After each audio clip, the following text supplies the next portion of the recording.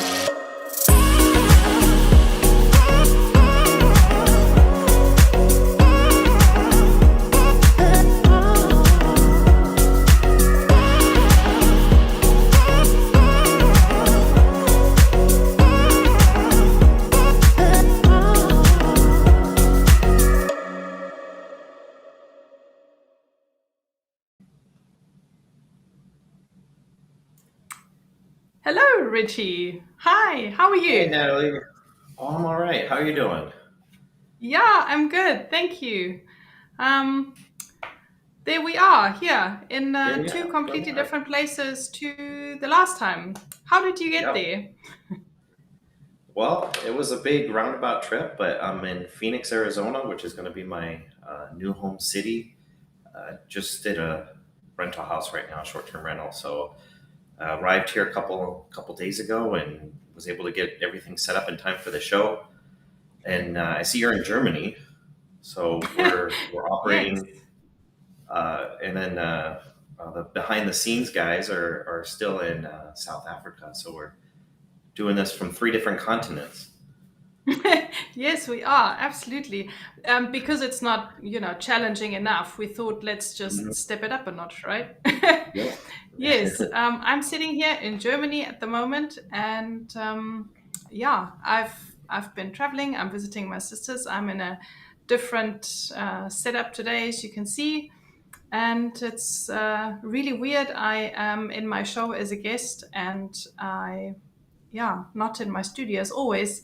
So that's very different. But I am super happy to be back and to be chatting. And yeah, and Richie's got this long road trip he's got behind him. So it's, lots of catching up to do.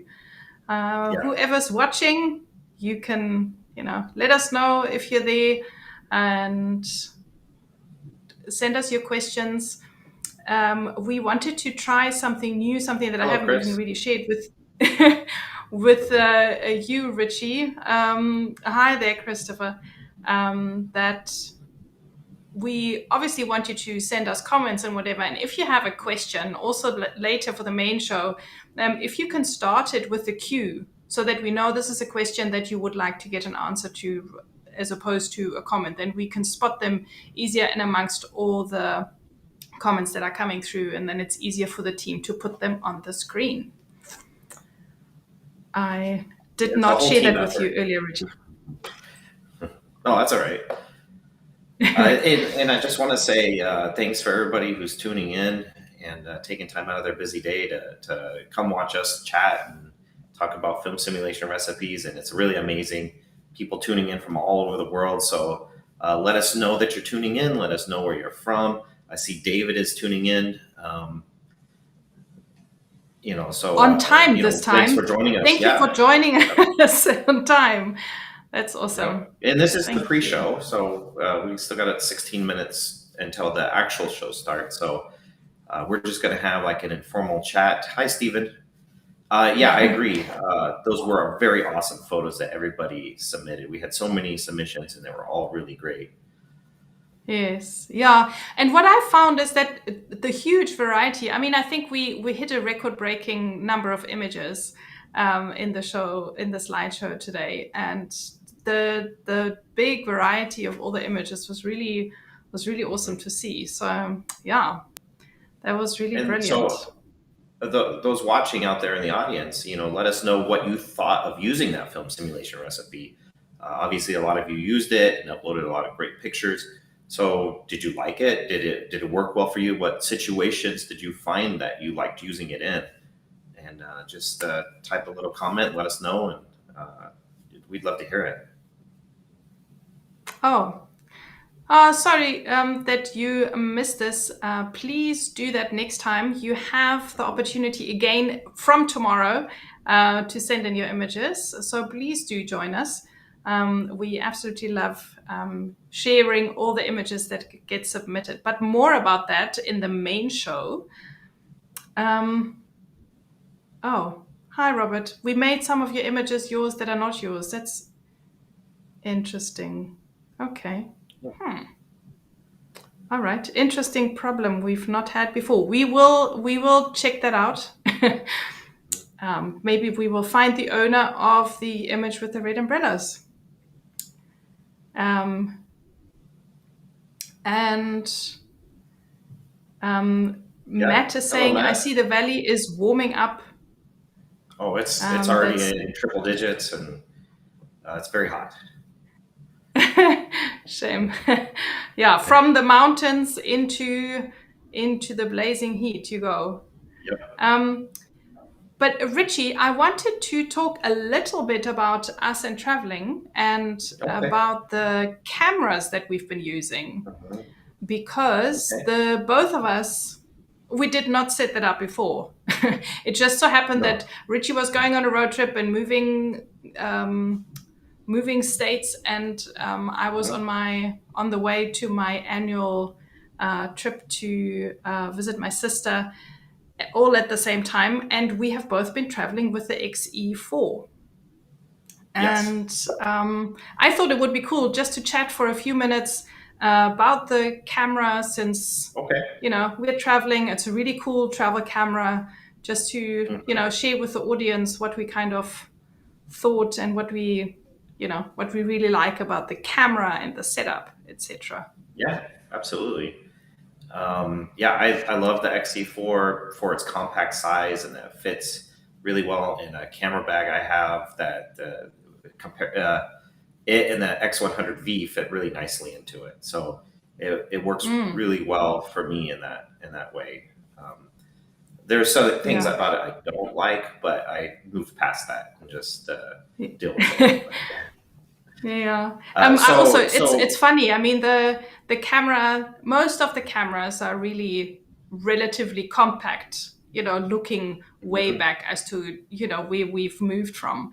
But yes, the XE4, it really is another another step to being more compact, and now it really fits into every and any bag. I can say that with yeah. confidence, carrying small Especially if you handbags have around with me, and the camera still fits in.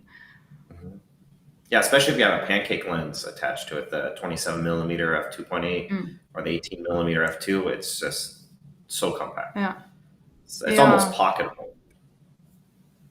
And tell me, Um, what is your favorite feature of the camera? Is there something that stands out for you, for which you love the camera the most? well, obviously the size is the biggest thing, but I like that it has like the Eterna Bleach Bypass and the point 0.5 highlight shadow adjustments. Just like the newest JPEG options are things that aren't even on the X100V or the X Pro 3 or on this camera. And Mm. Fujifilm, if anybody at Fujifilm is watching this, please bring those things to the X100V and X Pro 3. Please. Yes. We asked nicely. Hi there, Ivar. Um, Hello. you're tuning in from the Netherlands. That's so nice to have you here. I've been visiting your country recently. It's absolutely beautiful. Thank you so much for joining us today. Um, Hi, Robert. It's very good to have you here as well. Um, So, and so Natalie, what do you think of that? The missing the focus selector, so the MCS switch. Did you find that inhibiting in any way with that switch being missing? when I first realized that the switch was missing, I thought it would be possibly an issue, but it really isn't at all. Um, Okay. I I don't I don't mind that it's not there. I'm not sure why they moved it, because it's not like it takes up a lot of space, but maybe it's got to do with something on the inside of the workings with the camera that they needed to make space. But no, I didn't miss it, and I guess the Okay. camera looks quite neat and clean from the front. Sure. Yeah, I use vintage lenses sometimes, and I find because you have to program it into Mm. the C1 through C7. Um, so I have mine set to S, to single, within Yeah, that. And so when I do use a manual lens, I have a button on the back programmed to quickly access it, but I have to switch it to manual focus to get the the little red highlights and stuff to show when something's in focus and yeah, the mm. zoom in and stuff. And Yeah. anytime you power the camera off and power it back on, you then have to go back and do it again. So when I'm using a vintage lens, I find it a little inhibiting. But when I'm not, I think it's fine. Okay. Okay. Yeah, that's a very good point. But there's always a good workaround. Hello, So Philip. cool. I Oh, guess we are neighbors now. Yeah. Oh, that's fantastic. Okay, great. So I guess Philip is in Phoenix or at least in Arizona. Yes. Yeah, Nice. Hi he's there, been tuning Paul. into this. Hello, Paul.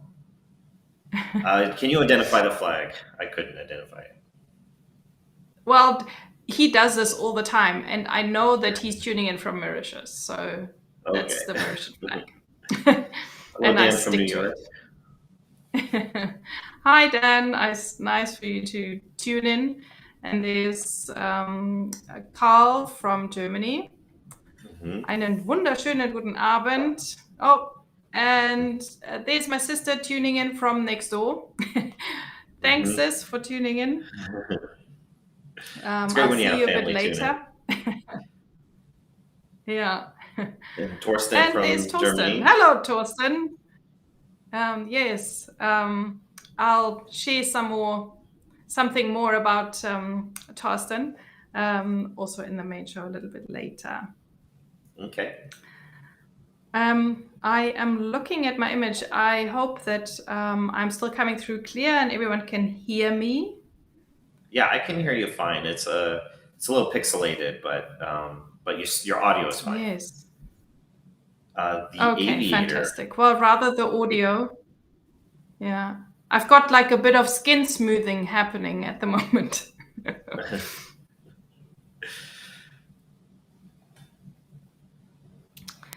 I would also like to check. Like I said to everyone, I am not in my studio, so I'm, really far away from the crew in the background, and they have prepared a trivia show because nothing stops us, right? We still, we manage to get through with the program no matter what, and someone Yeah, has we could have taken vacation the last 2 months chosen and taken the shows a off. trivia question. Oh, here we go. Yes.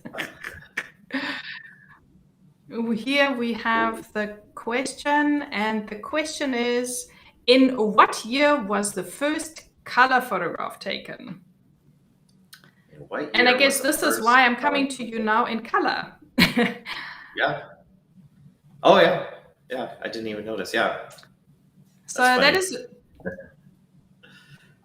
Do you have that a is guess, a Natalie? that is a really cool question. I I have a guess. Go for it, Ritchie. And I want the audience to guess. That let us know what year you think the first color photograph was taken. Me and Natalie don't know, so we're gonna take guesses as well. And then before the show starts, we're gonna give the answer. So I'm gonna guess 1897. Okay. So must I take a guess now as well, or should I guess? Sure. Yeah, let me take a guess now as well. So Ritchie's saying 1897. So I'm going to say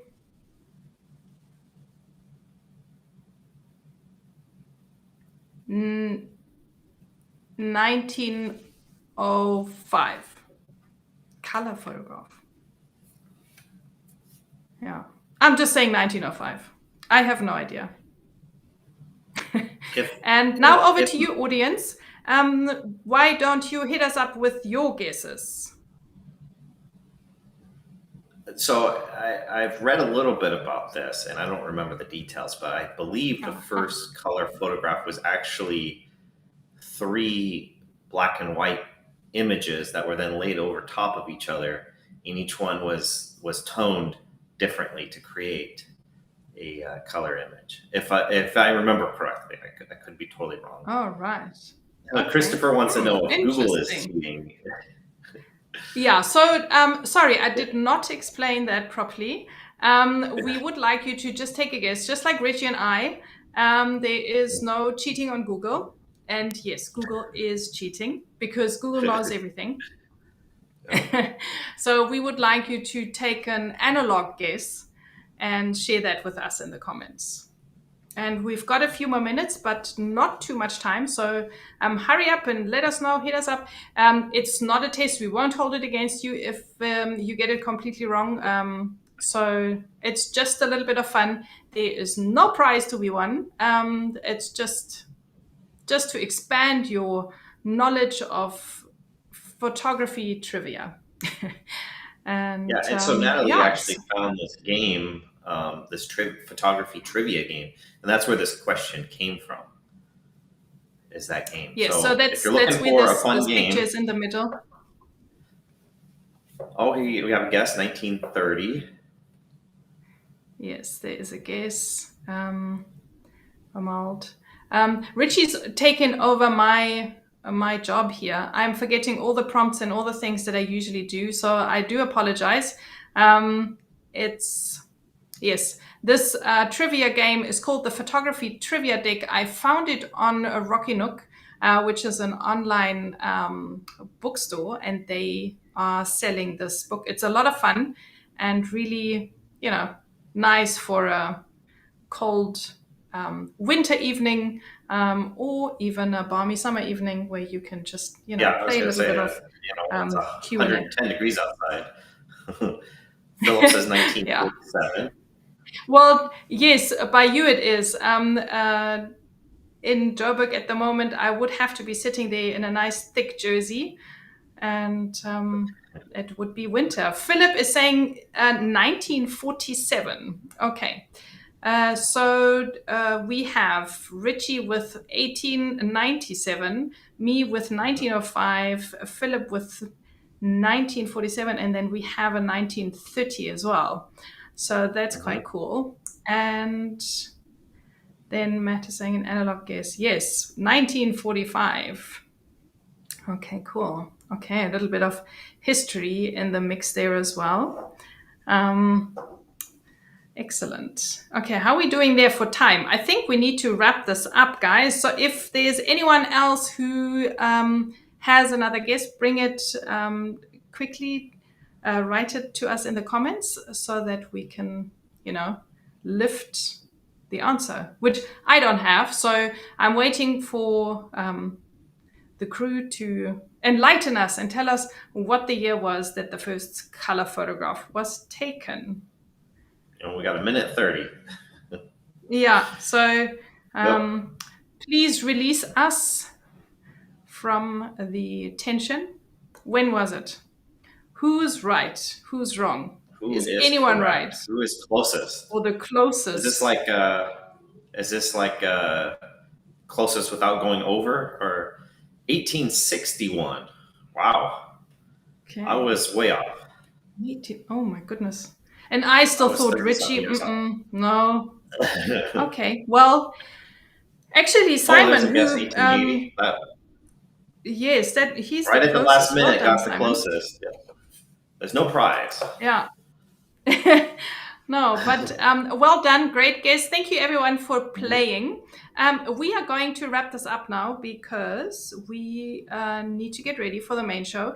Thank you so much for everyone for tuning in early and for chatting with us. Please remember that the pre-show is always, if you are tuning in now, just make sure that next time you tune in a little bit early so that you can catch us in the pre-show. I'm going to say, Ritchie, I'll see you on the flip side in color, and, have a great show. See you just now, everyone. See you soon. Let's do this.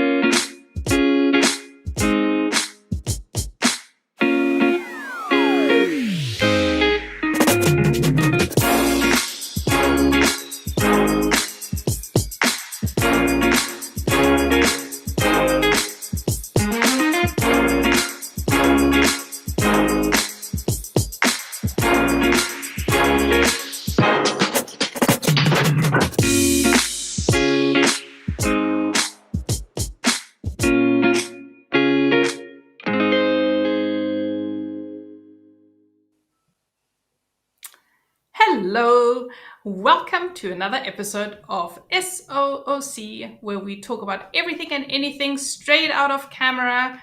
My name is Nathalie, and I am coming to you from Germany.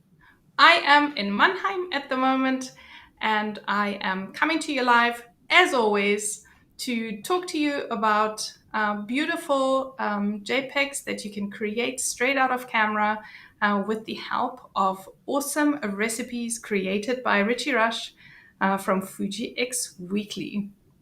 It is absolutely wonderful to be back here again. It's been a crazy month of traveling, and I am here now, and you will see Ritchie has been traveling a lot. If you follow us on social media, you would have seen we've been posting here and there from all sorts of wonderful places all over the world. And and the broadcast, the team is still in South Africa, in Johannesburg. So we are broadcasting from 3 continents all at the same time. So it's an absolute honor to be able to do this and to still connect with you here today, this evening, this morning, this afternoon, depending on wherever you're tuning in from. Please let us know where you are tuning in from. While I get some admin out the way, hit us up in the comments and let us know. I hope you have lots of questions for us. If you do, please let us know. We can't wait to chat to you and to answer them. If we don't answer them straight away, at some point in the show, we will, make a point of getting to those questions. If you are new here for the first time, SOC is a live show that happens once a month on the second Thursday of every month, where Ritchie and I come together and we chat about one recipe that he created at a time. We ask the viewership to shoot with this recipe over the month until the next show, and then share them with us live online to upload them so that we can show what can be created with those recipes. And then we, go on and introduce the next recipe. We've got some tips and tricks that we share and some other recipes that we point out that you can use. And then we give away a 12-month subscription of Fuji X Weekly's app that you can win if you submit your images. So this is really what it's all about. And,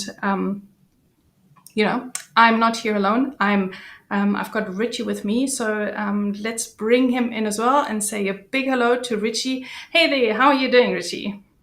Well, I'm all right. Hello, Nathalie, and hello, everyone joining us live. Appreciate you taking time out of your busy days to be here with us. It's really an honor to partner with you on this. This is a community thing. It's not just about me and Nathalie, but it's about you guys. So be sure to ask us any questions you have. That's why we're here.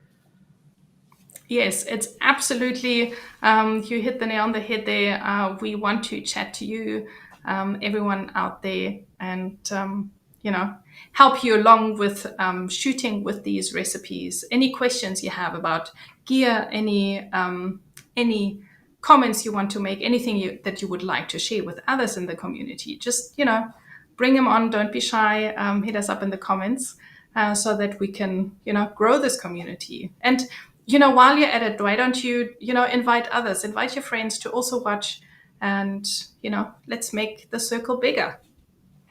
Yep. Yeah, definitely. If you know anybody who shoots with Fujifilm cameras, show them an episode, and invite them to come live as well. And maybe they have questions and that we can help answer. That's why we're here. Yes. And while we're looking at this picture and talking about making the circle bigger, like I said, I'm sitting in Germany. I'm still here at the moment, and I have had the great pleasure to meet Thorsten Scholz. He is one of our viewers, and he took it upon himself and traveled quite far, so I really appreciate it. Ich danke dir sehr, Thorsten. Es war toll, dich zu treffen. It was an absolute pleasure to meet up with him and to connect, and we had a good old chat about everything and anything straight out of camera and recipes and Fujifilm. It was really wonderful, and I invite you to, reach out. There's Philip sitting in Arizona, so I can already feel that there's, who knows, maybe you can meet up there. And I'll be back here sometime again soon, and would love to connect with some more of you. So yeah, I think this has been absolutely wonderful and a lot of fun. We have Pilot Peter Productions, who's tuning in from Los Angeles. Hi there. Thank you so much for joining us today. Who else is there watching? Yep. Who is there with us? So that's really neat that you got to meet up. That's such a cool thing to, it's one thing to be, on the internet, in on Facebook or Instagram or whatever, chatting, or even through the live show like this, but to actually meet up in person and make that connection, that's really cool. That's amazing. Yes, it really is. I felt really, really privileged to be in a situation where I could do that. It's, been a lot of fun, and it was definitely not the last time. There are quite a few people that are watching from Germany. So, let's get something started. This is the beginning of something, I think. Yeah, it feels like it. It really does. If you have a question for us, I just quickly want to repeat what I've said in the pre-show, that please put a Q in front of a question to separate them from comments that you're making, so that we know that you would like an answer to this. It's easier for us then to see from all the comments coming through that there's a question. But I think we're ready to hit the news. We've got loads of news today. So I think we should jump right ahead.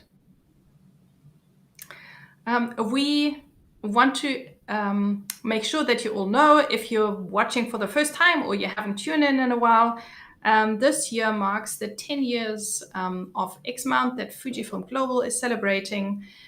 And they have a initiative online on all social media platforms with the hashtag 10 years of X-Mount.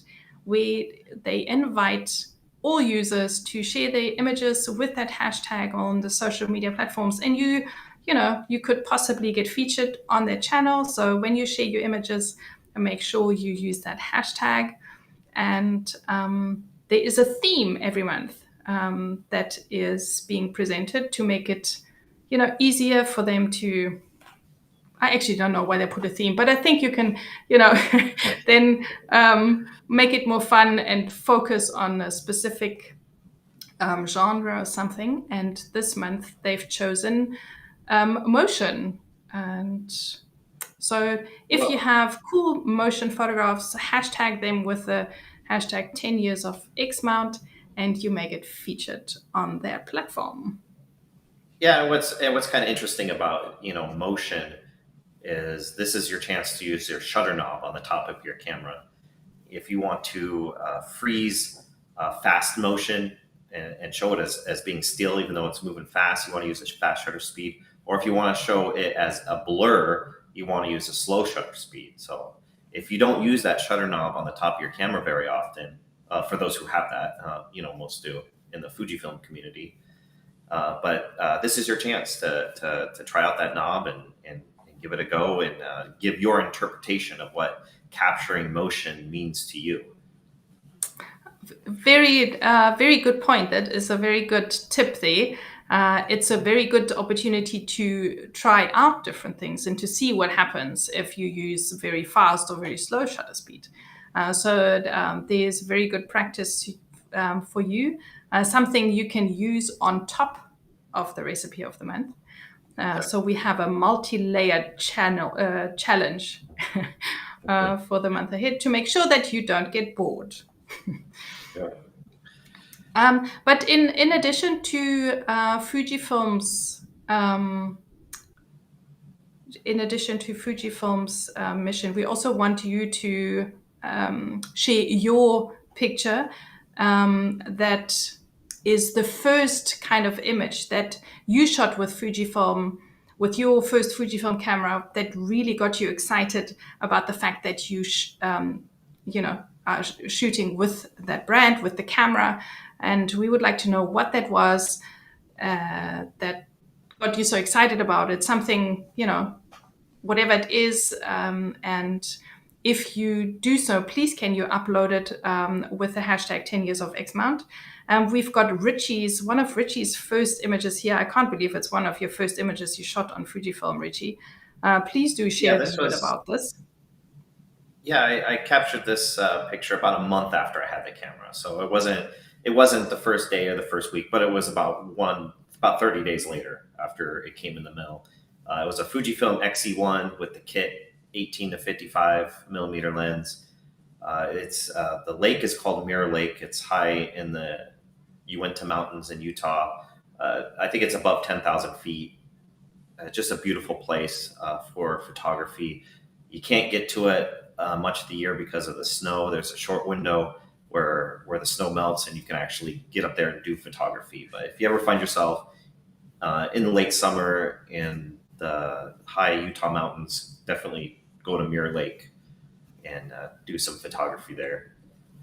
This is a beautiful image. I absolutely love it. I think it looks like a painting. Don't you all look like this? Think it looks like a painting? It's amazing. I love the colors and just the general look and feel. This is really, really nice. But I also heard that you said it was about a month after you received your camera in the mail. This is interesting. So you bought your camera online? Yes. Yeah. It wasn't new. It was a used Fujifilm XE1. I wanted to get into Fujifilm, and just at the time I couldn't afford like the newest ones. So at that time, X-Trans 3 cameras were what was new. But what I could afford was an X-Trans 1 camera. So that's what I purchased. And they're still, even though they're 10 years old, they're still really good. Yes. Yeah. I just thought it was cute how you said it arrived in the mail. I just had to ask you because it's interesting. To me, it sounds like it was put in the letterbox. Anyway, I'm getting carried away here. You can tell that I'm in holiday mode. My brain is everywhere and anywhere at the same time. So. Producers in the background, please excuse me. Getting back on track now. This image I shot also, within the first, I don't know, month or 6 weeks after receiving it. We are not too religious about exactly, your very first image, which obviously you can also share if this is the image that convinced you. This image I shot, and I really love the quality of the image, the color, and just how quickly I was able to take that picture because I took it with the X100S, and because it is so small, I was able to move really quickly. So that really convinced me that I'd made the right choice and the right move. So if you have images like that, please do share them with us, upload them, and we will show a collection of those images in the next show. When you share the image, use the normal upload link that you always use. We will share that later in the show, and also in the comments, and thereafter you can find the upload link quickly, and you can even write a little bit about this if you want to give us a bit of a backstory to the image and upload all of that together. People do different things. They may upload a folder and put a Word document in it, or whatever it is that you want to share with us. We'd love to see what you want to share with us regarding this. If you have any questions about this, if we haven't been clear enough, then please do ask us in the comments throughout the show. No problem at all. And if you're watching this after we've gone offline again, we still obviously get all the comments, so we will definitely answer your questions there as well. Yeah, definitely. We're going to show it in the next episode, so make sure you get those pictures uploaded to us, definitely in the next few weeks. Do that. And to go back to your picture, Nathalie, that was a really stunning picture. Very great composition. Do you remember, did you use the built-in flash, the fill flash on that, if you remember? I remember that I didn't. Yes, I Okay. did not. It looks really great. Yeah. That's a very nice picture. Thank you. Thank you. I was actually standing on a boat. I was on a tour of the bay in Walfish Bay in Namibia, and there was all sorts of bird life that was coming very close because now you're in the middle of the water. So, and I guess it was in the middle of the day. There was lots of reflection of the water. So maybe Okay. that's probably what what gives you're it seeing. that look. But yeah, it stands out. It's really cool. Yeah, yeah, yeah. It definitely convinced me. Great stuff. Moving on to more exciting things that happened in the last couple of weeks. We had mentioned it in the last show already. The X Summit happened on the last day of May, and there were some big announcements made right all the way from Japan. And in case you missed it, and in case you do not follow the news and are not online, you may have missed out on some very exciting announcements. We have a new camera in the family. Ritchie, what are your initial thoughts on the XH2S that has been announced? I think it's really great that Fujifilm made a follow up to the XH1 because that was such a good camera. The Fujifilm XH1 is so underrated in the system. I think because the introductory price when it first was released was a little high, it didn't necessarily get the sales that Fujifilm wanted it to get.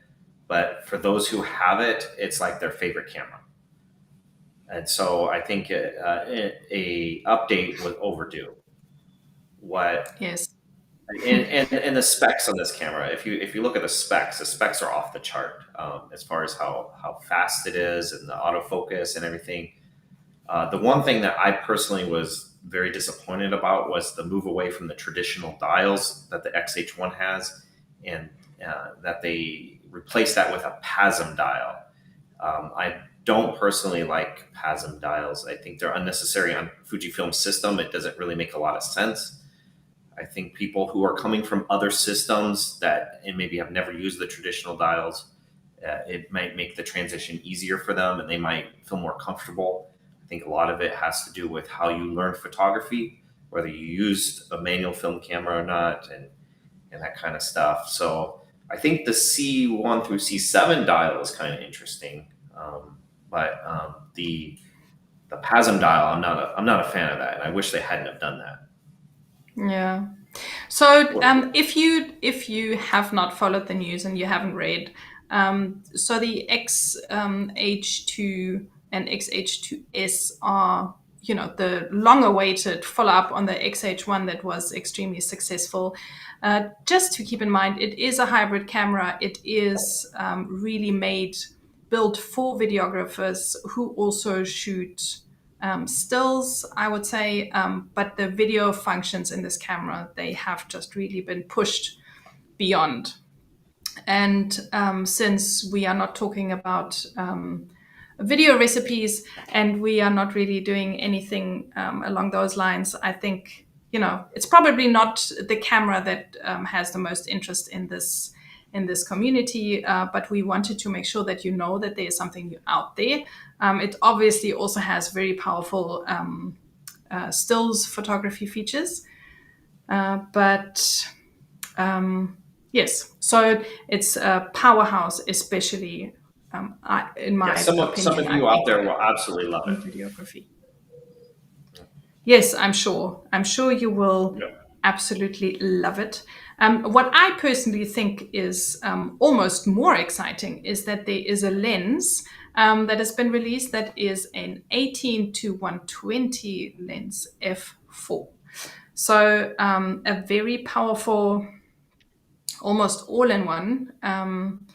It's a lens that could be very interesting for travel photography. Again, also with videographers in mind, an all-in-one lens is, quite important, very powerful, and this seems to be a really good solution. And it's an f4 lens, so it's um, not too F4 big, is not too heavy. yeah. Yeah, it's that's how they were able to keep it compact and light and everything. Mm. And F4 for most people is good enough once you get into like low light situations. But if you have a camera like the XT5 XS10 or the new XH2S that has the IBIS, it's less of a big deal. So, Yes. Yeah, absolutely. So I think those but two, good option obviously for the travel. camera and the lens together, make a really great pair. But Mhm. also for other cameras, I mean, for me, I think, especially for as a travel companion, I think this is probably a really good choice. And what's really exciting about it is that it's got a power zoom. So that means that the lens does not protrude. It doesn't extend when you zoom in and out, which, is Mhm. something that has been lacking from previous lenses, and I'm very excited about that actually. Yeah, and that's a good point because for video, all those things make noise and stuff. So Mm. being able to reduce the noise that the lens makes when you use it is, if you're doing video, that's a big deal. Yes, absolutely. And then we have one more lens that was announced, which is on the long side. So finally, a long-awaited 150 to 600 powerhouse, which is styling a very sleek white silvery look, very different from all the other lenses so far. I was quite surprised to see that, but anyhow, that's just me. I'm a girl. I look at what it looks like as well. Yeah, so I mean, I saw quite a number of bird photographs in the viewers' uploads, and someone, shooting birds, wildlife, will probably be very excited about that. They should make a Yeah. camouflage version of it. Pardon, Ritchie. Sorry, I couldn't hear you properly. Oh, they should make a camouflage version of that lens, to blend in, because Yes. most of the people who will be using that lens are going to be wildlife photographers taking photographs, like you said, of birds or bears or deer or whatever. And so the white will stand out more, reflect the light and that kind of stuff. It looks Yeah. beautiful, but Yes. I think if they made it like a camouflage, maybe a limited edition camouflage edition, and maybe they got to charge a little bit more for it. But I think people would appreciate that one.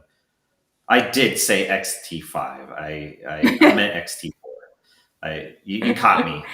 I was wondering if anybody was gonna Shame. People catch are that. listening. People are listening They are. carefully. Yeah, Yeah. I Well, assume the XT5 will have IBIS, but the XT4 has IBIS. That's what I meant. yes. Um, yeah, shame. But it Yep. is a new sensor, so it's the X-Trans 5 sensor that is Mhm. the very exciting thing that is, laying the foundation for other new cameras to come. So, what do you think? Have you, already picked up on those news? Did you know? Have you heard? Are you excited? Do you like what you see? Why don't you share with us what your initial Yeah, let thoughts us know are your on this, opinions. or what you're excited about it? Yes, absolutely. Um, we would love to hear what you think about that. Oh yeah, absolutely. And Yeah, type away. Let us know in the comments. yes, clickety clickety click. Let us know. Um, and yeah, share it with us, even if we're moving along. Doesn't seem like too many people are commenting. Maybe you are. I always think it's cool to hear what new is coming and is being developed from Fujifilm, and you know, maybe the product itself that's been released is not necessarily the one that you were waiting for. But like I said, the X-Trans 5 sensor definitely paves the way for more exciting stuff. So that what I personally think is really, really exciting, and I can't wait. What's next? Yeah, and maybe there'll be new film simulations or something, or new JPEG options coming down the road. Yes, or an XT5, Ritchie. Yeah, or XT5, Like, like Edward is saying here, and or an X Pro yes. 4. I think those will probably come out maybe next year. I don't know what Fujifilm's timeline is at all, but Mm. I would guess maybe an X Pro 4 and an XT5 in the year 2023. That would be also very exciting. Yes, I think we're Hmm. all hoping similar kind of things. So let's see what the future brings. Yes. I haven't heard other than the film, the what did they call it, the film simulation that was on the GFX. I forget what that one was called. Uh, negative. Nostalgic negative or something like that, right? Yes, I think. Yeah, I Yeah, think you're right. Yes. yeah. I think yeah. So I think that's the only new JPEG option that I have heard about is the Yeah, but nostalgic negative nothing, film simulation. nothing brand new. No No. film simulation that has not been there before. So there's Yeah. another That- manual focus lens person here in Matt. Clearly that he's missing that dial. It's interesting. It didn't even occur to me. I don't shoot on vintage lenses, so yeah. But that obviously yeah. I like 90% of the is time it doesn't matter, and then that 10% of the time it's kind of a little bit of a pain. yeah, yeah. So Yeah. Oh, someone that's a good point that the Aviator has here. There were yeah a couple other lenses that were announced as being on the roadmap. So it just in the future at some point, they didn't say when, um, and that's the 8 millimeter lens, which I think would be really cool, and then the 30 millimeter macro. And I think yes having another macro option is also really good. I have no idea when yeah, these lenses might come out, but I was actually yeah. more excited about those two lenses being put Yes on the roadmap than I was about anything yeah. that was actually announced. Yes. Yeah, exactly. So we have lots of exciting stuff to look forward to. And Edward, yes, absolutely. There was no announcement of any other film simulations. That is correct. But then Yeah. again, we don't need them because we have Ritchie who produces all those beautiful recipes for us so that we can, we have all the options available. Yes, nostalgic negative. There you go. That's the film simulation. And then we have Pilot Peter Productions, who says, I agree with Ritchie on the XH2 and his thoughts. It is nice to see Fuji coming out with more exciting products. Yes, Mhm. that is exactly it. And he would like to see an X Pro 4 with the option of a regular LCD, with the option to flip and hide like the XT4. Okay. Okay. They might. You Um, never know. I hope you're wrong, Pilot Peter Productions. I guess Pete. Yeah, I'm not the greatest fan of that kind of screen, but then again, who knows? We'll see. We'll see what happens. I think there's lots to look forward to. Like I said, I think we should move on. We've got still Yes. so many more news to get through. And I have this funny feeling that today is going to be kind of a long one, kind of like a travel bumper edition. Yeah. Yeah. We're not going to make our time limit at all. Nope. No, we're not.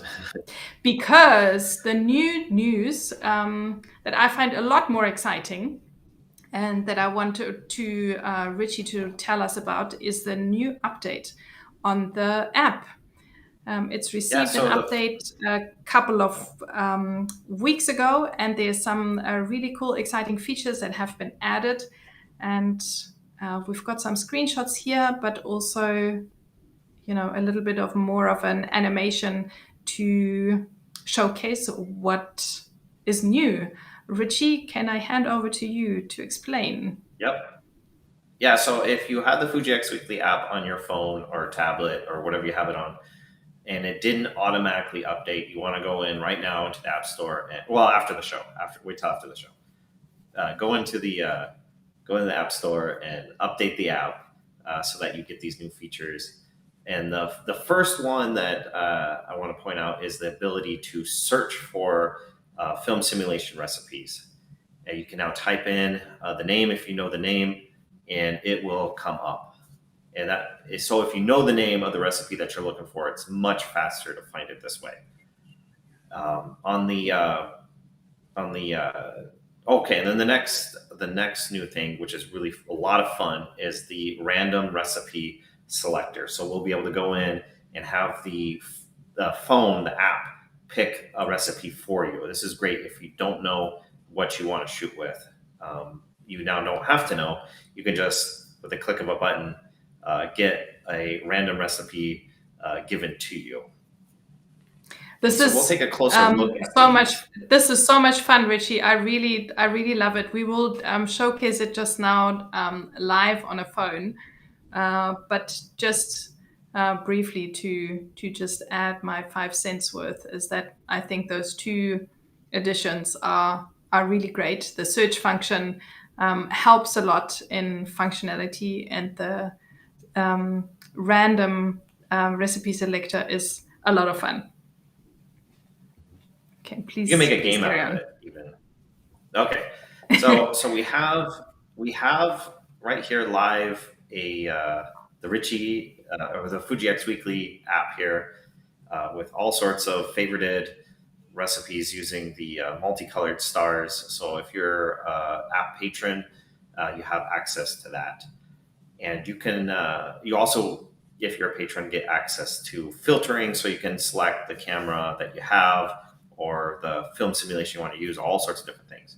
But at the top, there's the search bar, and you can type in there, for example, Fuji, if you put Fuji in there, and all the recipes with Fuji in the title will then come up. And one thing that's great about this is if you are a patron and you have filtered by, for example, camera, only the recipes that are compatible with your camera will show up. So you can use this in conjunction with the filter.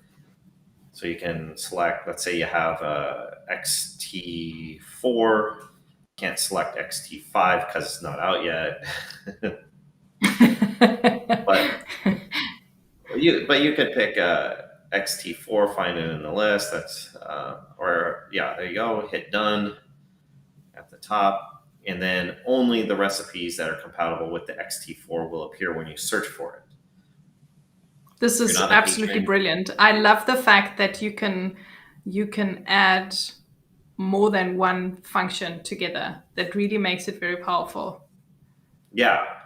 And if you're not a patron, it'll just show all of them that have that. And so, if you know the recipe or if you know you want to use, for example, a Kodak styled recipe, you could put Koda, Koda, and all the ones that are Kodak, Portra, or Kodachrome, or those ones will all come up as options. So it's a good way to find what you're looking for when you know what you're looking for.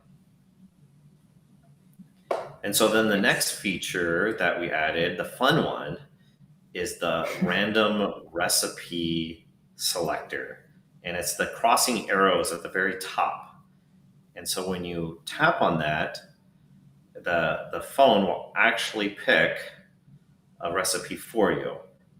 So if you're not sure what to use, and this one also works with the filter. So if you have your camera chosen, it'll only select recipes that are compatible with your camera. Yes, which I think is again brilliant. Yeah. So what's really great about that is, let's say there's two of you out together, and you can do it twice, and each of you gets one recipe, whatever it is. You don't know what it's going to be until you get there. Yeah, something like that. You could really have a lot of fun with it. And sometimes it's fun just to click it and see what comes up. If you're bored one day. Yeah, it is really cool. I absolutely love it. Yeah. Yeah. So if you haven't seen it yet, and if you haven't tried it out, I invite you to do so, and you will no longer be stuck for anything. You can, it's like it's calling everyone who loves personal projects to just go out there and then go into a location, and then you let the recipe be dictated by the app, and then you go out and shoot for the day with that recipe only. Yep. Fabulous. So it all just got a lot more fun for you. Yes, yeah. Thank you. That is very cool. And I believe there's also there have been adjustments that have been made in the sequence of the different parameters as they've been listed. Although it's like you shared with me offline, it's really tricky to find the sequence that makes the most sense, because it's just different on all the cameras, and even if in the different view options. Yeah, I changed the order of the recipe parameters within the each recipe, and there's no perfect order, unfortunately, because each, like you said, each camera model is different, and then even within the same camera model, if you're trying to program it in the IQ menu versus the edit, save, custom settings menu, it's not the same order. I tried to make an order that makes the most sense. It's the most logical. I hope it's helpful. I hope it's better, and I hope it makes it a little easier to program recipes into your camera. Well, we appreciate all the effort and all the time and energy that you put into the app for us to, be able to use it easier. And as you can see by all the comments, people love it. People clearly have a sense of adventure, and they love the random recipe picker. Yeah. So a lot of people I'm looking are forward to seeing what other people do with that. happy. Like Yes. if people are going to make videos where they use that feature and show what they do or something. I'm really looking forward to what comes out of that. Yeah. Very neat indeed. Thank you, Ritchie. That is great. And we are not at the end of it, but almost. There's one more thing that I wanted to point out. I have an article that I wrote that has been published in the Fujilove magazine of this month that came out 2 days ago. So it's pretty hot off the press and has just been released. And it's an article that I wrote about the Fujicolor Pro 400H, and I invite you to go and read all about it. I went out and shot. I went into to a jeweler and photographed environmental portraits and shot her while she was working. And I did all of that with one recipe, only Fujicolor Pro 400H, loaded in my camera. And yeah, so it was a very interesting project, and I can only recommend that you do something similar for yourself. And I love the process. So go Let's talk over about that a to little bit. Fujilove. I'm so sorry, Ritchie. Let's talk about that process a little bit, because this is like you used a film simulation recipe for like a legit gig. Like you got hired to do these pictures, and you entrusted the film simulation recipe to deliver pictures that the client was going to like, right? Yeah. if you put it like this, yes, yeah, absolutely. Totally. So it was both, but definitely the point of the shoot was to get the images as JPEGs straight out of camera. There was no going back. There was no retaking. And I chose a recipe that uses clarity. So For everyone who sometimes shoots with recipes with clarity knows it makes everything slower, and shooting portraits, is on the slow side and not on the slow side, because you sometimes need to take quite a few images because the person needs to have the right look and has the eyes open, etc., etc., etc. So it made the whole process very interesting. I learned a lot, and I think it was a very cool project to do. And you so can this, read all about it in the new Fujilove magazine. You can go to the website and so this program is not sponsored by Fujilove magazine, but if they would like to, they can, But but yeah, go over there, and if you're not a subscriber, subscribe to Fujilove and go read the article. It'll be worth your Yes. time. Oh yeah, the magazines are absolutely brilliant. They come out once a month, and they are filled with heaps and heaps of information. It is a pure online magazine, yes, Torsten. It does not. There's no hardcover. You download it from the Fujilove.com website, I think. The link is on my blog post that I posted 2 days ago about it as well. There's some more stuff you can read about it, and you'll find the link in there. But I think we need to move on, Ritchie. Yep.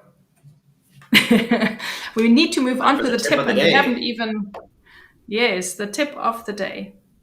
We've got something special for you today, because it's all in the name of travel photography, and Ritchie would like to get you to take better images with a special tip that he's come up with. A tip that he's come up with, which I think is very, very valuable input.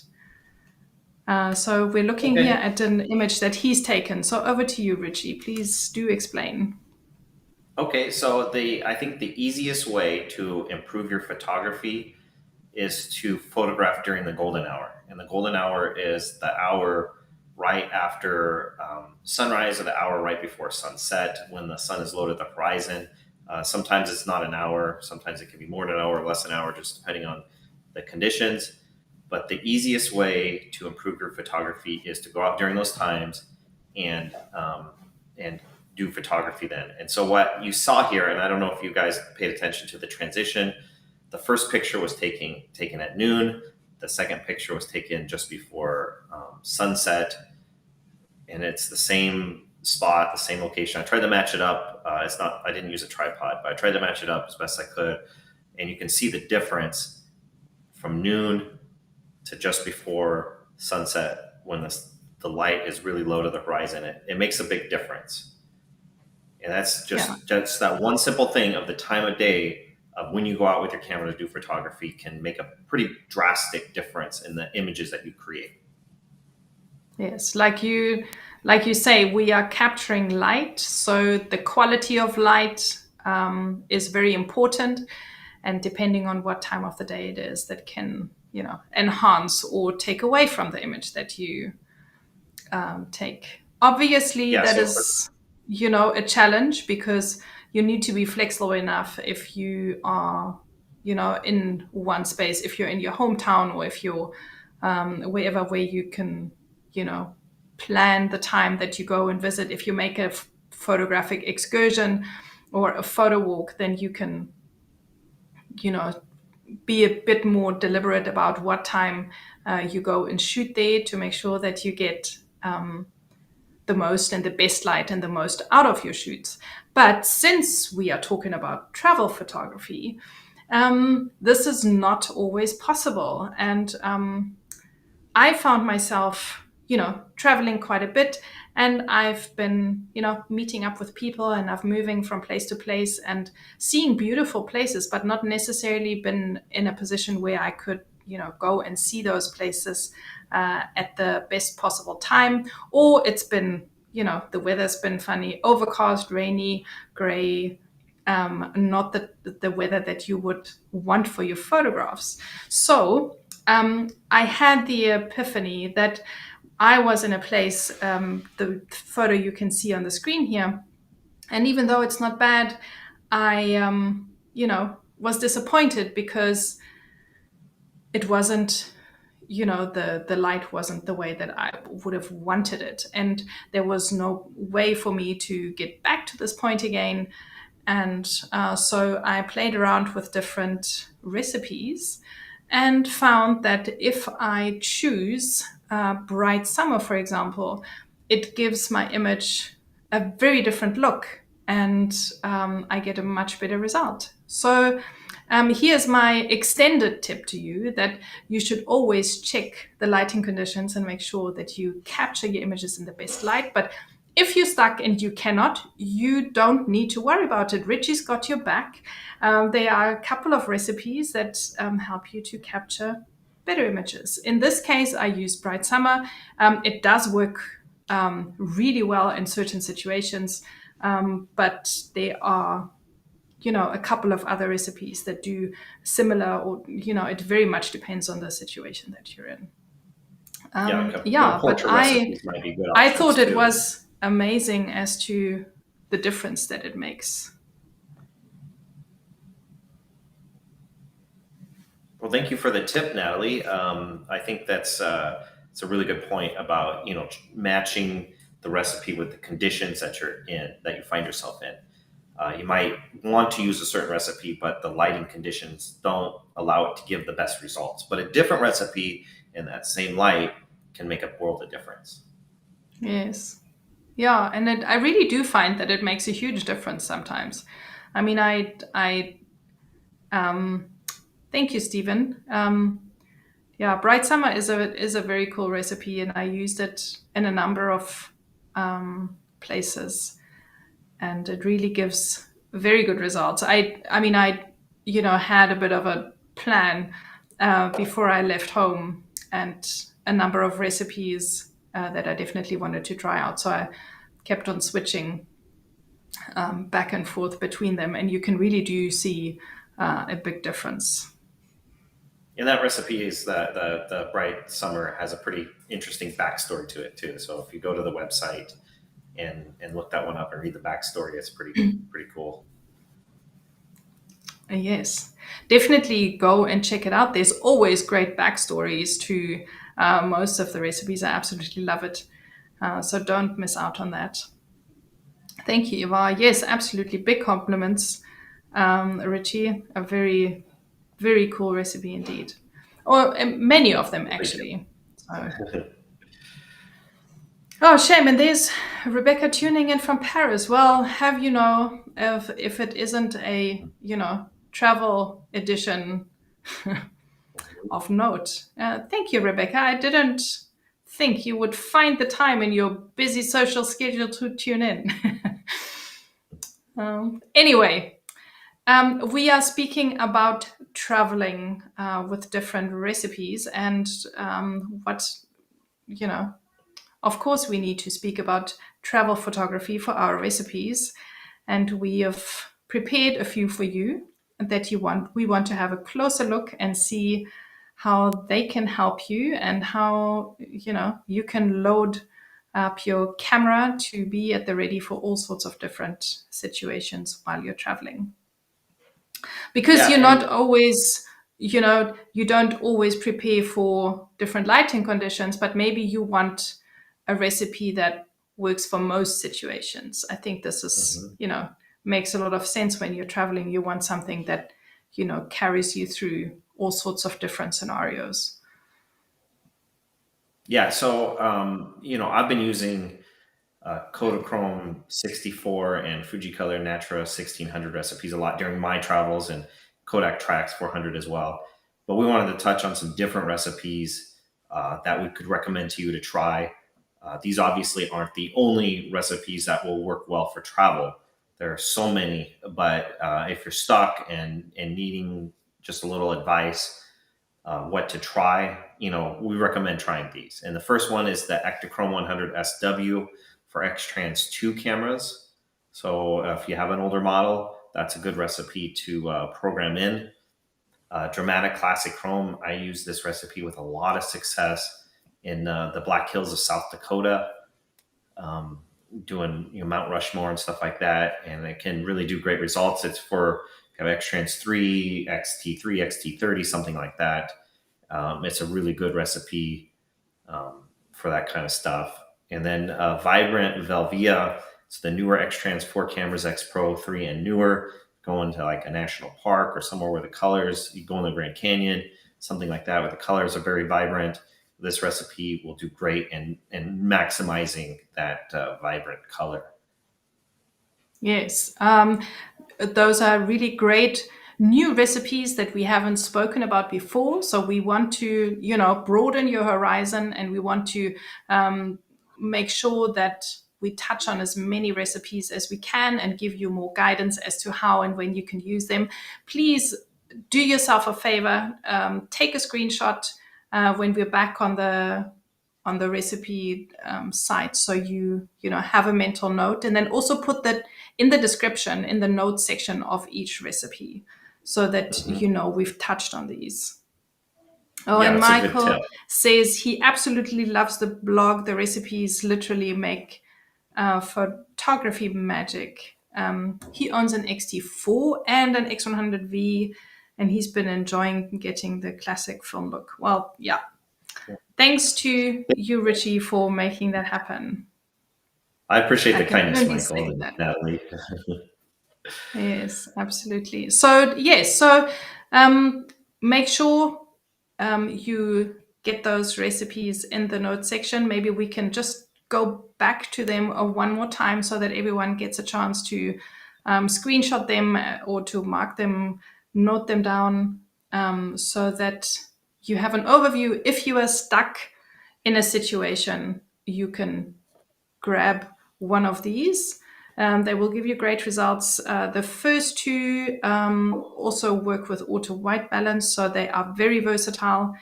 And I cannot leave this section without also mentioning a couple of other recipes that Ritchie's also mentioned that are really, really good, but we've been talking about them before, so we're just mentioning them on the side. Like Ritchie also said, Kodachrome 64 is absolutely brilliant. If you use this recipe, you hit a home run already. The new Fujicolor Natura 1600 is absolutely gorgeous as well. So if you have a newer camera, you will be able to enjoy this a lot, and it's great for travel photography.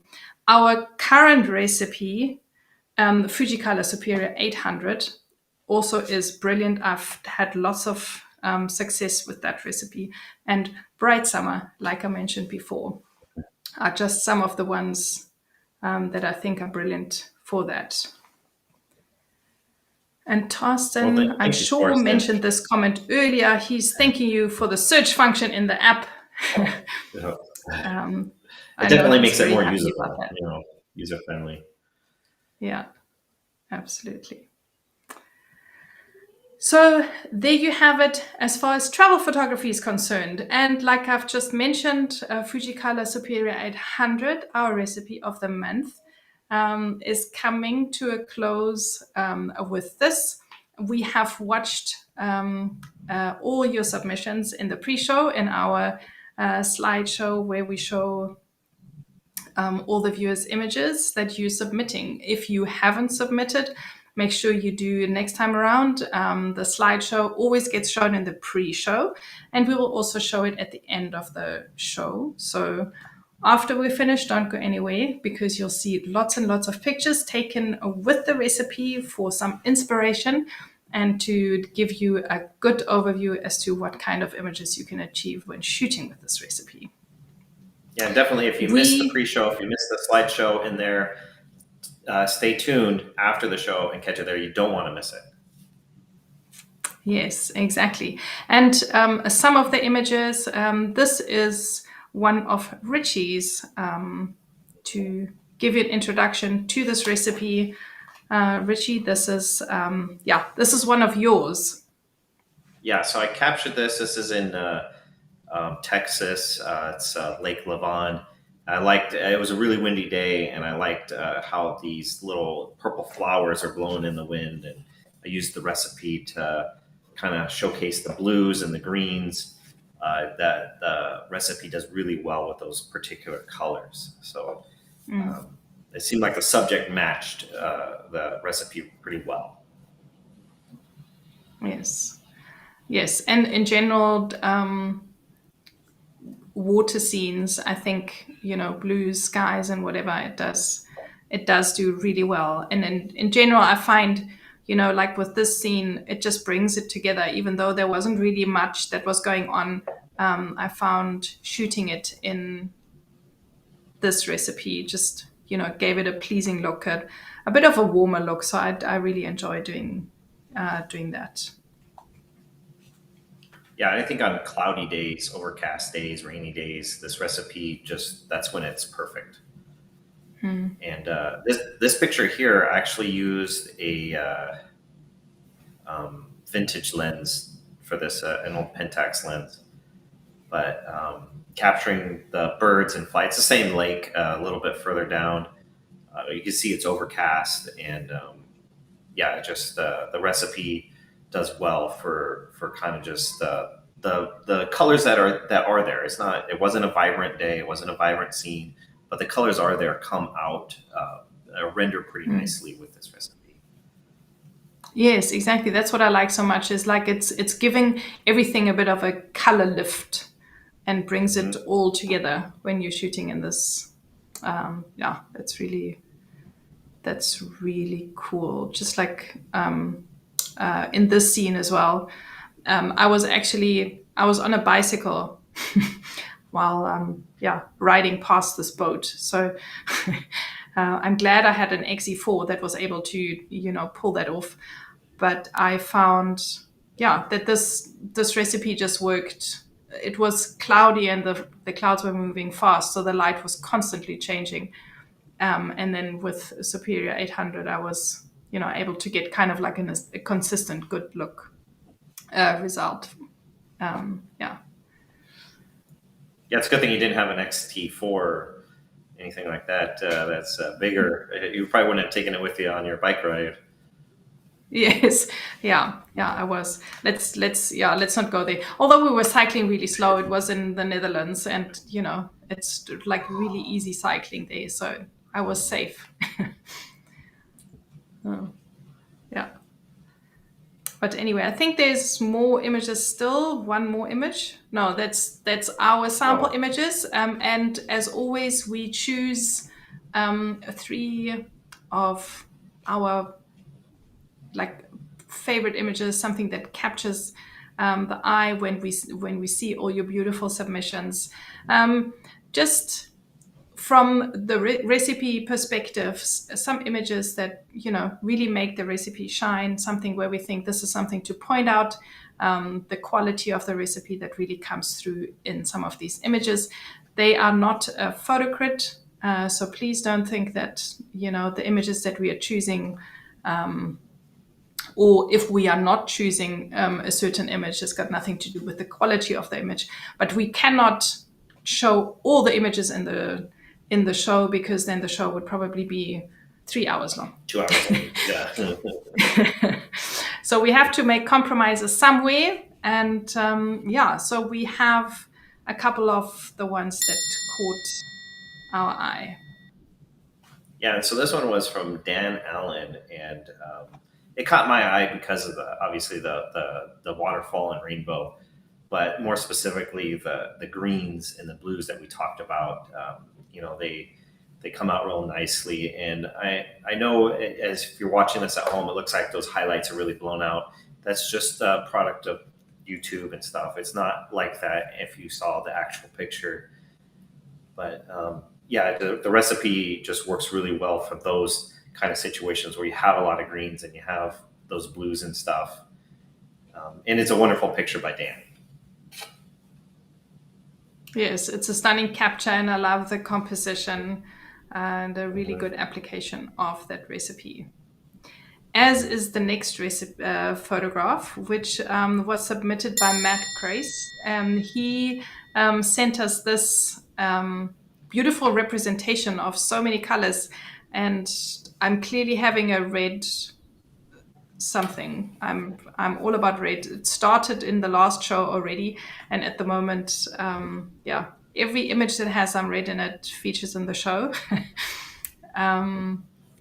And I absolutely love how that stands out against the blues and the green. So yeah, so nicely captured in this recipe.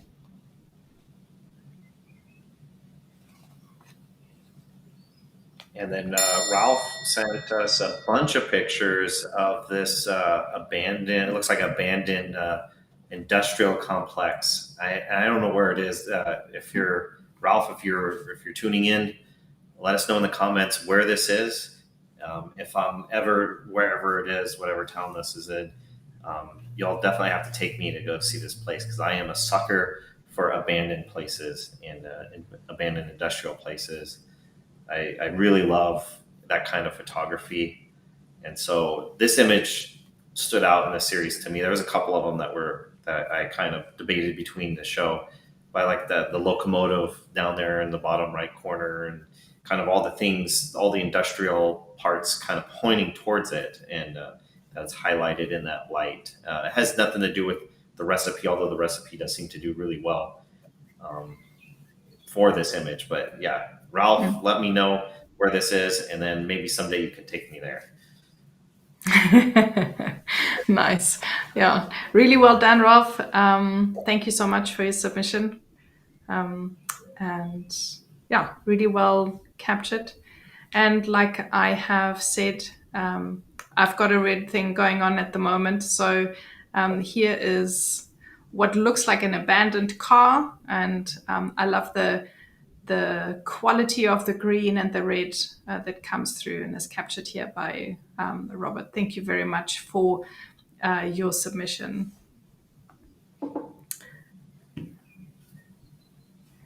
And then I think there's a few more. Yeah. Yep.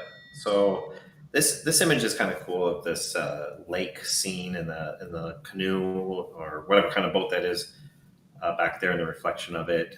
But you get this little pop of yellow in this bright yellow in this dark lake scene, and just how the recipe handles that is kind of what I wanted to highlight here. Once again, the greens, but they're dark green, but the yellows as well. Just how it really pops and draws your eye to that spot. The recipe seemed to be a good match for the scene. Yes, yeah, I absolutely love it. It's really smart the way this is captured.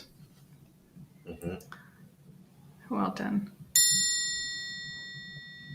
And then we have another red image from Roger. And I think, it's very cool how this scene shows the symmetry of all the umbrellas and all the many umbrellas.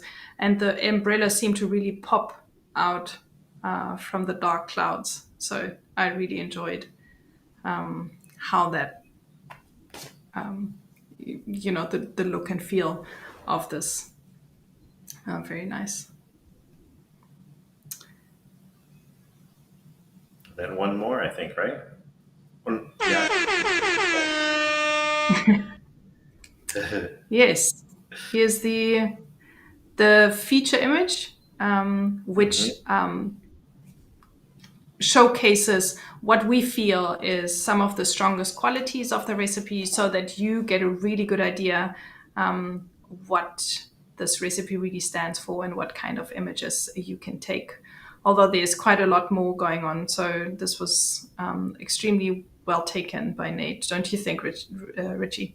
Yes. Nate had to go into the forest to find this waterfall with a tripod, put his camera on it, look at the light, and maybe even use an ND filter. There's a lot of technical stuff that goes into capturing an image like this, and it's something that you'd put on your wall, or you'd be very proud of if you capture this picture. I think a lot of people aspire to capture pictures like this. So we're honored that Nate submitted it to us to show in this episode. And again, we're not trying to critique any pictures or anything like that. But this image did stand out to us as a really nice one. Yes. So if it's not yet on your wall, Nate, please print it and put it on a wall, because it's a really beautiful photograph. So thank you to everyone for uploading, and thanks to everyone for uploading so enthusiastically. We absolutely love sharing in all the photographs that you show, and you share a little bit of your world with us and the rest of the viewers as well. As you looks like someone found the sound effect button. We, as you know, we've moved the cutoff date to a little bit earlier so that we, just get a chance to get everything ready for you in time for the show. So I think that worked really well. Thank you to everyone for cooperating. And I would like to just give another shout out, or rather more of an explanation, that we would like for you to share with us your favorite images. So a number of you share with us 1 or 2 or 3 different pictures, which we think is, great. And then, others share quite a few more images, as you will be also seeing in the slideshow. And we are getting to a point where the slideshow is getting like really long. So we think if you share 3 images with us, I think that's kind of like, a good point where we say, 3 images is great. It doesn't only have to be 1. It can be more if you think that you have different kinds of images that showcase something very different, a different quality, or something that you really like, and they're different from each other. So we, get a nice big breadth and variety of images that we can showcase.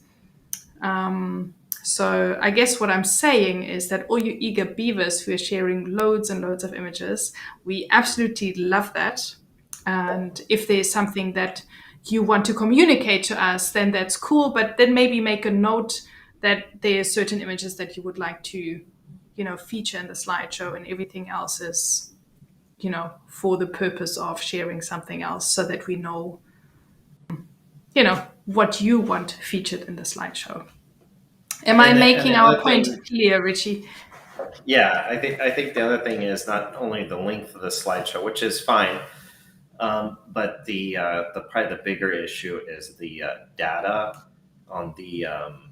We have limited data for the upload folder, so if somebody submits like a ton of images, we can reach that data limit, and then somebody else comes to upload a picture and they can't because it won't allow them until we go in and remove some pictures to free up some space. So, I guess the point is just to pick your favorite. If it's only 1, if it's 3, if it ends up being 5 or something, that's fine too.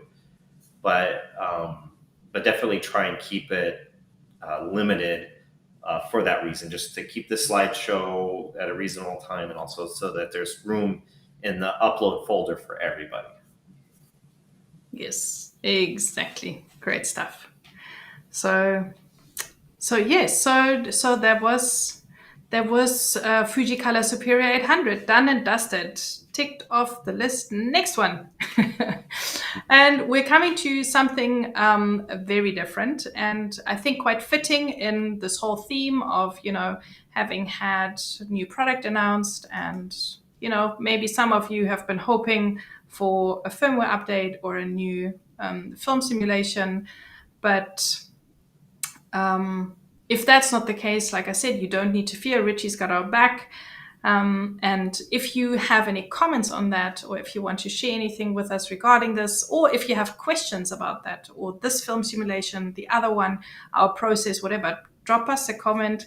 If it's a question, start with the Q in the question so that we know you'd like an answer to that. And it helps us to just spot that a bit easier in amongst the comments. And yeah, but speaking of, the different film simulations, there are cameras, as we know, that do not have Eterna Bleach Bypass. And that's a great pity. But Yeah. now we want to introduce this recipe that stands in for all of us who cannot shoot with the recipe natively. Yeah, so the XT4. Ritchie, do you want to share a little bit of a backstory with us? Sure. Yeah. The XT4, the XS10, XE4, XT32, those have the Eterna Bleach Bypass film simulation in the cameras. But if you don't have one of those cameras, you can't use it. And it's kind of so bleach bypass is a darkroom technique where it's used a lot in cinema. It's not exclusively used for cinema. You can do it for still photography. In the case of Fujifilm here, doing Eterna Bleach Bypass, they're kind of it's kind of based off of doing it to a cinematic film, and it's where you either skip the bleach or maybe just reduce the time in the bleach, and the bleach is what removes the silver. And so what you get when you do bleach bypass is an image that has more contrast, more grain, and generally a little bit less color saturation. So it's almost a silvery, black and whitish color picture, if that makes any sense at all. If you've ever seen the movie Saving Private Ryan, that's an example of where they used bleach bypass. Bleach bypass can have a ton of different looks depending on the film that was used and exactly how they did the bypass. If they actually skipped bleach entirely, or if they just did a light bleach, shorten the time, or it can look very different. But the Eterna Bleach Bypass film simulation in the cameras that have it, it's really cool. I like it. I've made some of my favorite film simulation recipes use that. But since most cameras don't have it, I was able to kind of replicate it using Pro Negative Standard. So if you have an X-Trans 3 camera, X-Trans 4 camera that doesn't have the Eterna Bleach Bypass, no worries. Use this film simulation recipe instead, and I think you'll be happy with the results. It's definitely a higher contrast, lower saturation look that you get out of the cameras. Yes, and you mentioned the cinematic look that the images get. I think you get a lot of that kind of a look and a very desaturated kind of an image from it. Mm-hmm. So it's a very interesting new recipe to try out. And we have a video that we've come across that was put on YouTube by Harmit Garba. And we have not yet gotten permission from him to use the video. So we are just showing a preview of it, but you can go to his YouTube channel and you can watch it there. He basically compares the different native film simulations in the XE4. So he shows you the different qualities and the way it looks. And Eterna Bleach Bypass is obviously one of them, as you can see here now. So it's really good for you to get an overview as to what it natively looks like when you shoot with it, and what Ritchie's recipe is, trying to emulate. So that's the kind of point we were making. So Hamid, thank you very much for creating this recipe. Go over and, watch the full video on his YouTube channel, and, support the guy, give him thumbs up, and subscribe to his channel, because there's quite some interesting stuff that he creates. It's a good way if you're not sure. If you're not sure what Eterna Bleach Bypass looks like in comparison to the other film simulations, go to watch the video and you'll see exactly the difference.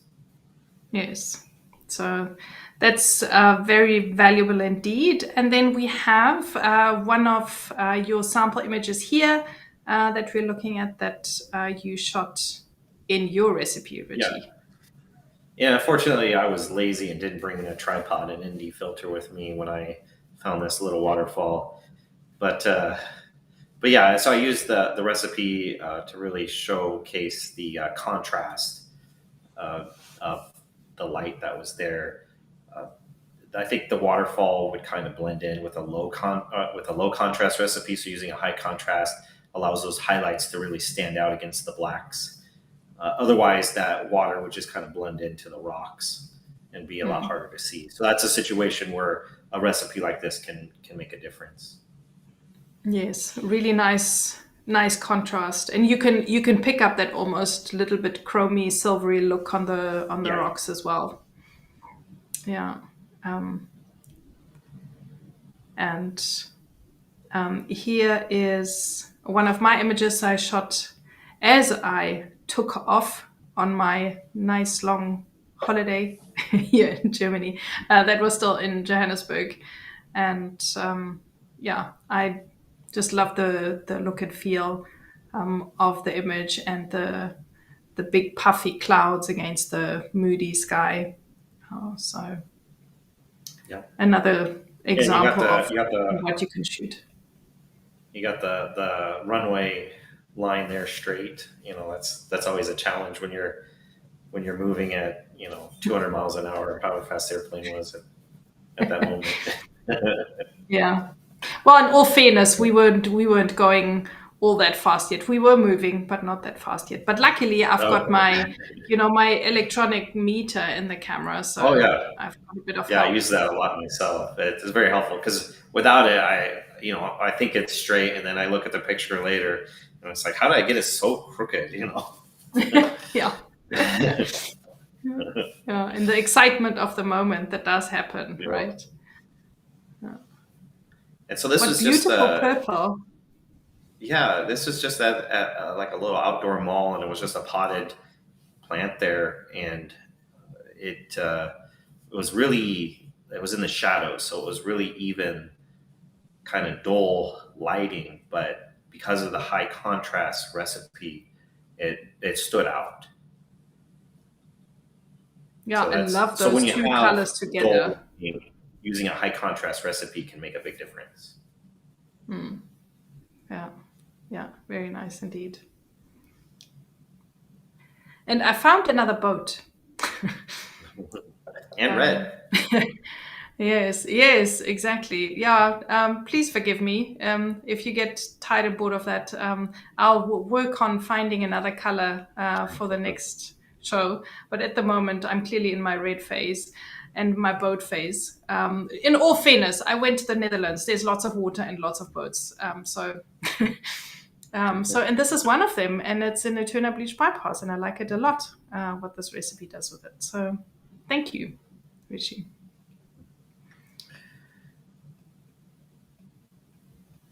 And so this picture, I have a funny story a little bit. It's just two pigeons hanging out on a little railing right outside of this restaurant. As soon as I took this picture, I started to walk away, and I guess I spooked them, and they got a little frightened, and they both decided to fly at the same time, and they both flew right into each other and smacked each other before flying off into the trees and stuff. But I didn't capture that. I didn't get that. I guess I moved the camera just a little too quickly down. But this is where you wish you shot a video, right? Yeah, I guess if I had the new camera, the XH2S, I could have done 40 frames per second and captured the whole thing. Yes. With the animal tracking autofocus, so. Yes, and you would have captured motion, and then you could share that picture with the hashtag 10 years of X-Mount. Yep. I missed my opportunity. That didn't happen. Fun times. And here is a red car. It's not a boat, it's a car, but it's still red.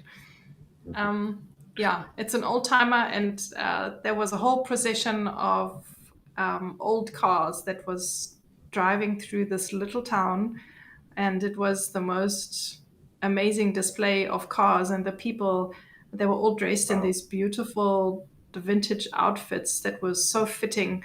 and they captivated me so much that I completely missed the opportunity to take lots of photographs. I actually still can't believe that happened to me. But but I caught this one. It was the very last car in the row, so at least I got, I got something. And the car was red, so what can I do? So I want to point out something with that picture. I don't know if a lot of the people watching it caught this, but the lines, especially on the edge of the frame, it's easy to not pay attention to the corners, the edges, and just pay attention to what is in the middle of the frame. But you have that light post that you used to fill in that space on the right side, and then even on the left side, you're able to use the line from there for the curb, and you paid attention to those details of the picture. And so that would be a bonus tip of the day, is to pay attention to the edges and the corners and stuff when you capture photographs, because they're very important to the composition. Yay! You're collecting some extra points for this one, Ritchie. Yeah.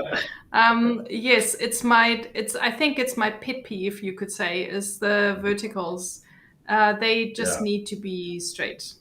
And you may not necessarily notice it all that much if they're a little bit skew sometimes. I mean, not in this case, but in some images. But you will definitely improve your images if you pay attention to the verticals. Mm-hmm. So thank you. Yes, very good point. And there you go. That's Eterna Bleach Bypass. So please, everyone, can you dial that into your cameras and start shooting, and share with us what you get, and let us know what you thought of it. Please take a screenshot of this. There's your upload link and the QR code for you to get to the upload folder. But don't worry, we have the link also in the description, and we will share the upload link also in all the other places where we usually post, and on Ritchie's and my blog. So make sure that you get your submissions in by the 12th of July. So that's 2 days before the next show. We would like you to have uploaded all your images. You can start from tomorrow. The upload folder will be ready for you, and you can start shooting, start sharing, and don't forget your submissions for your 10 years of X-mount as well. And we can't wait to see what you come up with.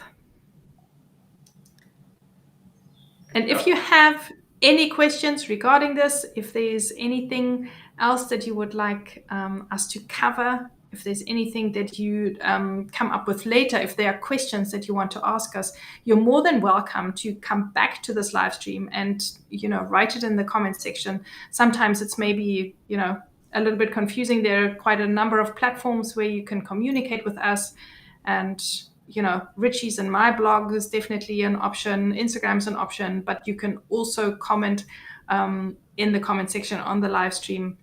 Wherever it is, we will definitely answer whatever it is that you would like to know. Isn't that so, Ritchie? Yeah. Yep. And I wanted to bring up something. So we have a question here: how to upload the pics, and there'll be a link in the description, and also there's the QR thing. You can take a screenshot of that, and it'll take you to a Dropbox where you can upload the pictures. But something I wanted to say is this recipe, the Eterna Bleach Bypass, is made for X-Trans 3, and is compatible with the XT3 and XT30. But if you have a newer camera, you might want to know how to adapt it for that. So I have the color chrome on my XE4 where I used it. I set color chrome effect and color chrome effects blue to off. I set clarity to 0, although you might even try +2 if you're feeling adventurous. And then I set grain size to large. And if you do that, it should, and you can pick small grain if you prefer that. That's a taste kind of thing, but I think it looks really well with grain being large. But if you do that, then the recipe is compatible with the newer X-Trans 4 cameras. Excellent.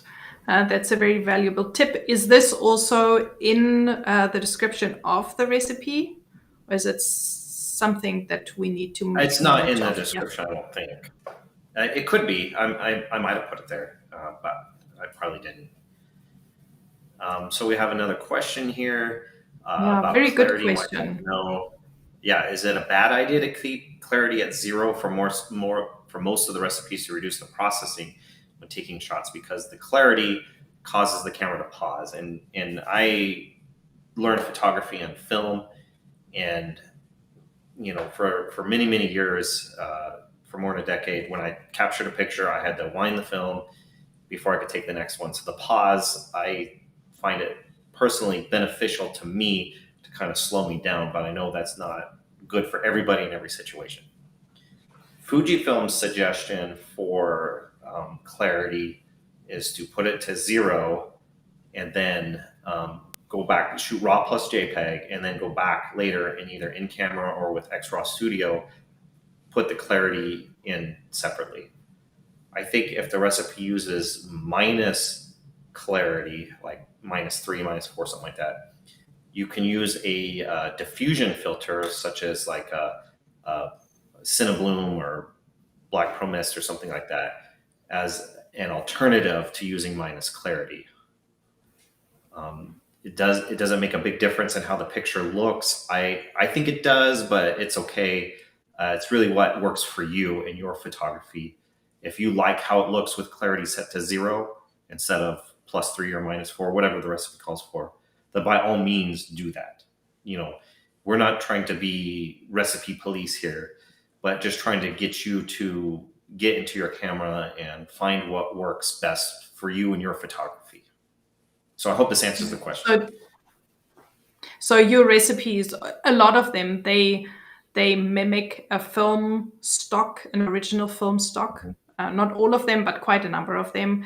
And if you are after that look, then you obviously should use the recipe the way Ritchie suggests the settings. But like Ritchie's saying, if you feel like you want to try something else, then go for it. And if you like the look, then Yeah.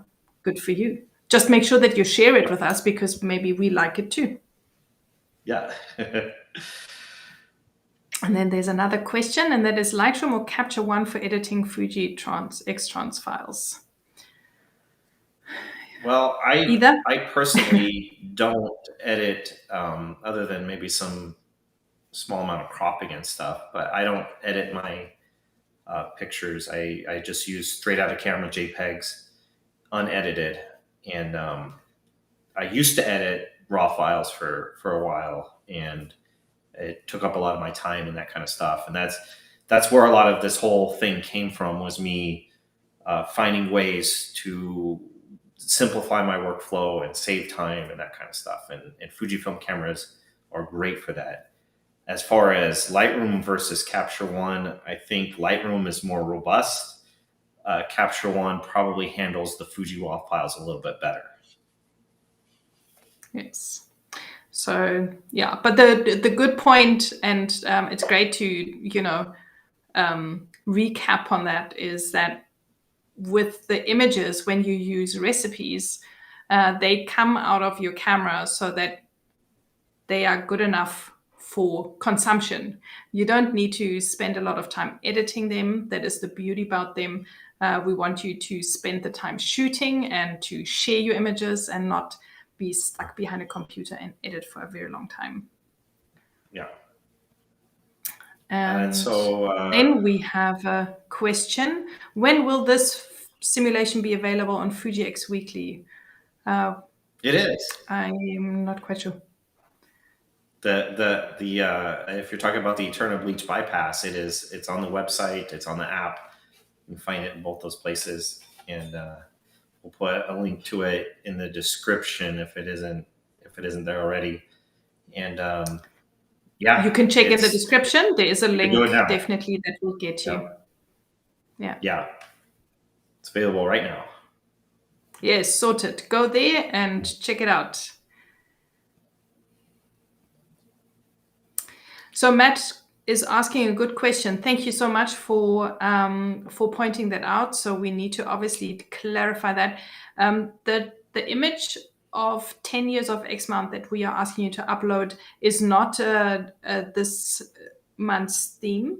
What we are looking for is one of the first or your early images that you took on your first Fujifilm camera that either, assured you that the camera that you got is like, yes, you made the right decision. You love how the image looks. I'm happy that I'm now shooting Fujifilm, or, oh my gosh, I can't believe that I got this out of the Fujifilm camera, or the very first image that you took, or whatever it is that, in the beginning of your Fujifilm journey,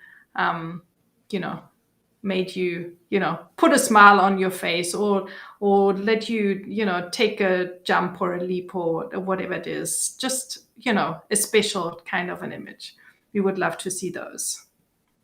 So our hashtag 10 years X mount and Fujifilm's hashtag 10 years X mount are two separate things. The reason why we are using this hashtag is so that you put this in the file name, so that it is clear for us when we see the files that you upload that this is the one for that submission, and the other ones are then for this month shot in Eterna Bleach Bypass. I hope that clarifies this a little bit better.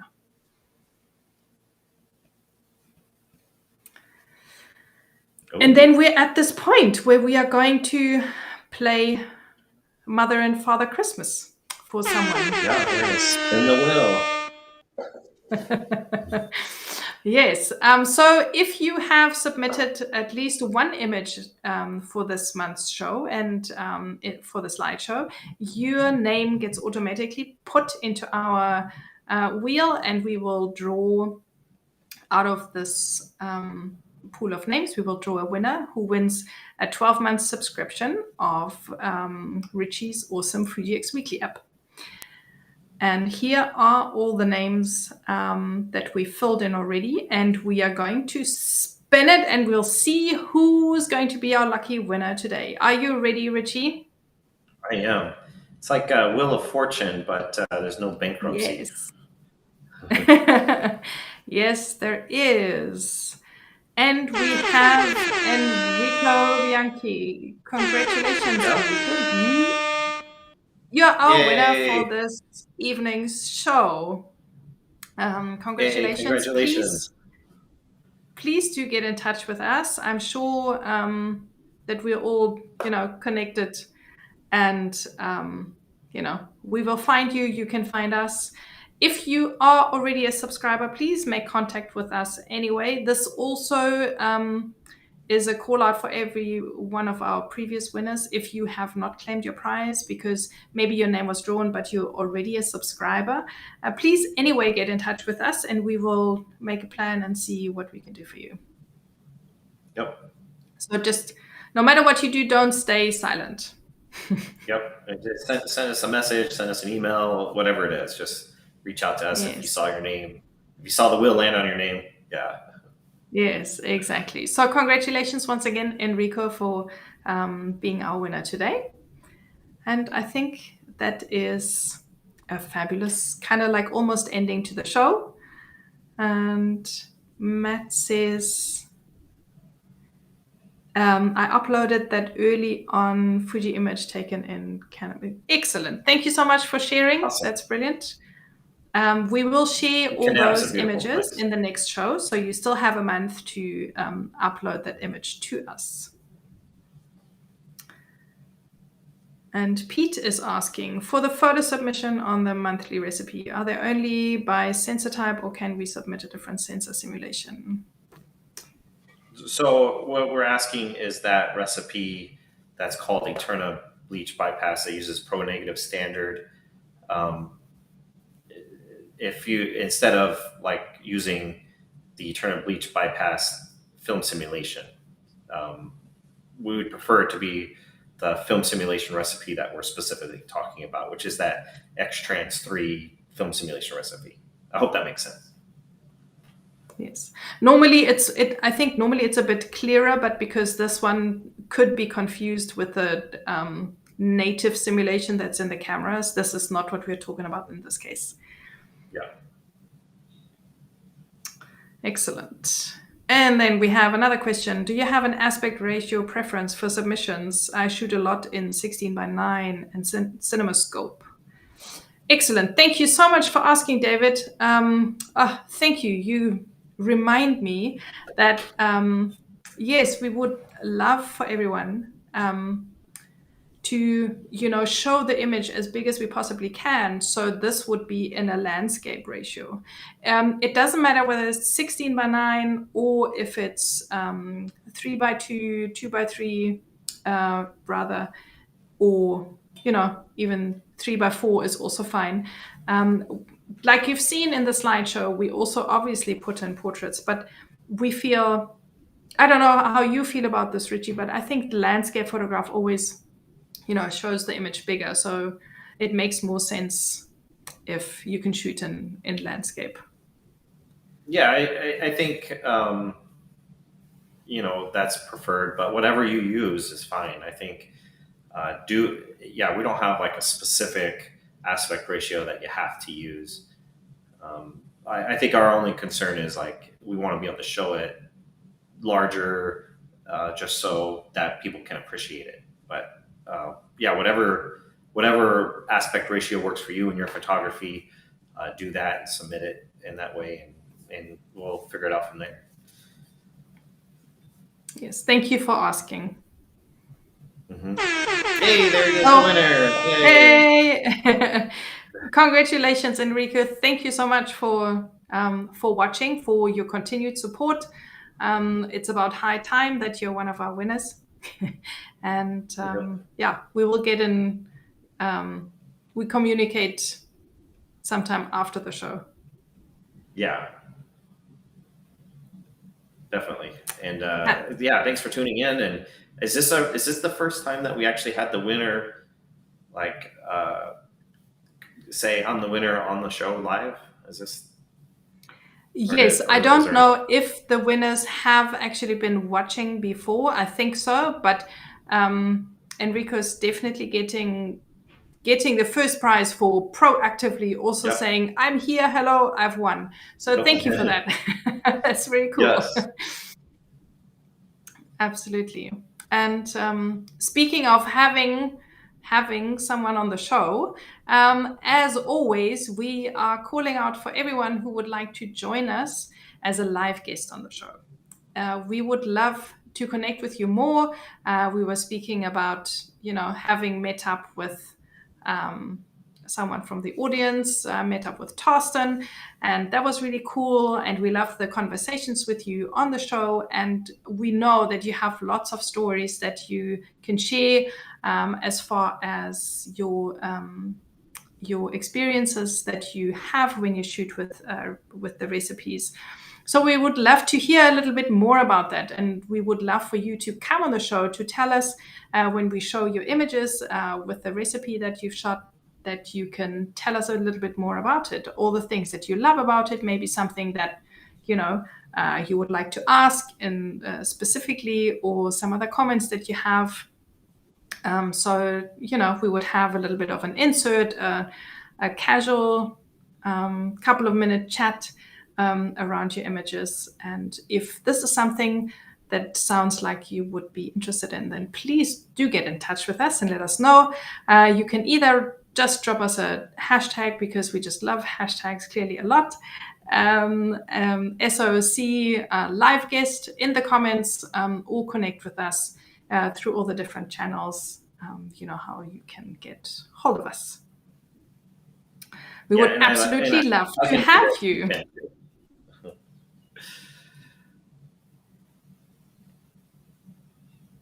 Oh yeah, that is our plan. That is our plan, to share the viewers' images as its own separate video slideshow. We will definitely do so. Pretty quickly. Yes. You will see the slideshow again just now at the end of the show. This is how we will end in celebration of Fujicolor Superior 800. And then you will also find it as a standalone video. And we're and coming that to is a that. close. Yeah. Here we Thank you are for yet joining again. us. Ritchie, thank you so very much. I know that it's been, a very interesting time for you, and you are in a completely new place. You've had weeks of road tripping and uprooting and moving your family, like you were saying. The computer that you're using in today's show, you used 2 shows for the last time. It's just seen the light of day again a couple of days as it got moved out the box for today's show.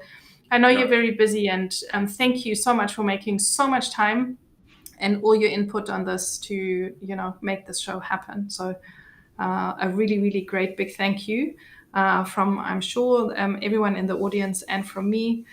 And to the audience also, thank you so very much for being here with us, for sticking out 2 hours of us here on the screen. We hope you find it valuable, you get stuff out of it, and we can inspire you, give you some different angles to think about, and answer questions that you have. So thank you for being with us, and for tuning in every single time, and for submitting images. It's really great. We couldn't do this without you. Yeah, thank you, everybody. And it's such an honor to be able to partner with you in this series. And we can only do this because you tune in and because you participate and submit photos and all that stuff. So it's really a privilege to be able to do this. And I hope that it is valuable to you. And we took a lot of your time today for this episode, and I hope it was worthwhile. Yes. Well said. And lastly, also a big shout out to our team that's sitting in Johannesburg. I know this has been, a very different kind of a challenge. So thank you for making this happen, and for keeping the show almost the same way, and apart from a different kind of a scene, everything is kind of like still the same. It's amazing what you guys can do. Thank you. Highly appreciate it. Yes, definitely. Big round of applause. And then just quickly also to my sister for allowing me to turn her dining room into a bit of a interesting kind of a studio here. Makeshift that I've been hogging for the last couple of days. I shall clear it out again now, and business will return to normal. But thanks, sis. This is really great. Thank you for your support as well. And I think that is that. This is it. We I always have this issue of, it's difficult for me to say goodbye. I've always had that, and I clearly still have this also in the show. And there's one last thing that I really, really want to do. Und das ist, ich möchte bitte allen, die aus Deutschland zugucken, auch vielen Dank auf Deutsch sagen, und allen von meinen Bekannten, die möglicherweise mit eingeschaltet haben, vielen Dank fürs Zugucken, und vielleicht auf ein andermal wieder mal auf Deutsch. And there we have it. Thank you. I had to get this off my chest. Yeah. Even though it feels really weird, because it's like you live in a parallel universe when you speak 2 different languages, but it is also cool that you can connect in different countries with different people. So thanks to everyone for tuning in from Germany. Thank you.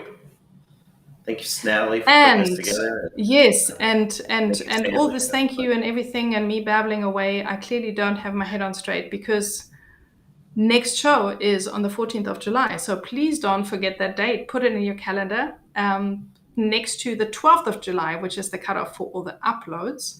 So we will see you again and do it all over on the Thursday, the 14th of July.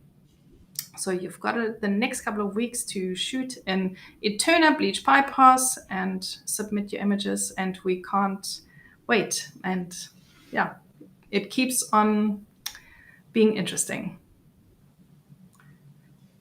And so I think it is time to say goodbye I'm saying goodbye and all the thank yous we've had. It's time to go. Ritchie, goodbye. I'll see you again really soon. To everyone who's been tuning in, thank you. You have yourself a wonderful day, a good evening, or whatever time it is, wherever you're tuning in from. It's been absolutely wonderful. Oh, take care. We'll